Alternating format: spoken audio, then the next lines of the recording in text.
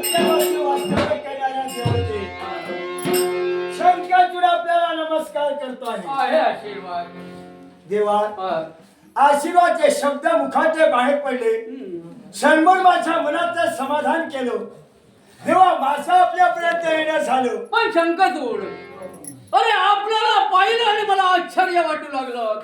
कारण ज्या शंकरचूडाने या ब्रह्मदेवाची एकनिष्ठतेने भक्ती केली आणि या ब्रह्मदेवाला ज्याने आपलंसं करून घेतलं आणि मनातील मनकामना परिपूर्ण करण्यासाठी इच्छित वराचीही प्राप्ती करून घेतली, तोच शंकरचूड पाताळ भवनाचा त्याग करून आज या ब्रह्मदेवापर्यंत काणी कशासाठी? देवा, आपल्यापर्यंत माझं जे येणं झालं हे सहज नव्हे, सहज नव्हे, हे मुद्दाम येणं झालं. आपलं येणं झालं तर मुद्दाम. याला कारणीभूत कोण? कोण? शिवशंकर. याला कारणीभूत देवादिदेव शंभू महादेव. हा शिवा.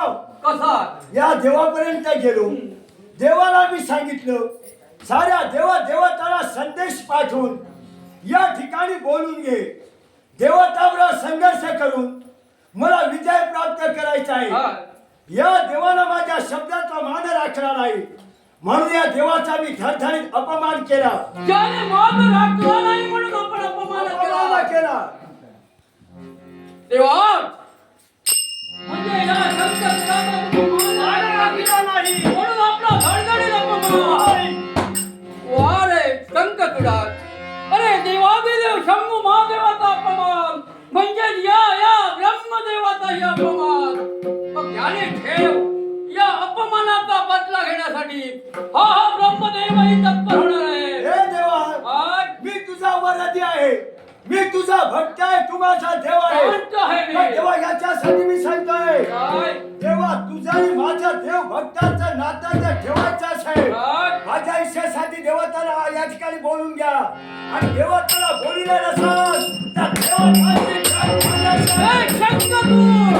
तुझी इच्छा म्हणजे काही परमेश्वराची इच्छा नव्हे. ध्यानी ठेव, ज्या ठिकाणी तू उभा आहे त्या या ब्रह्मदेवासमोर उभा आहे.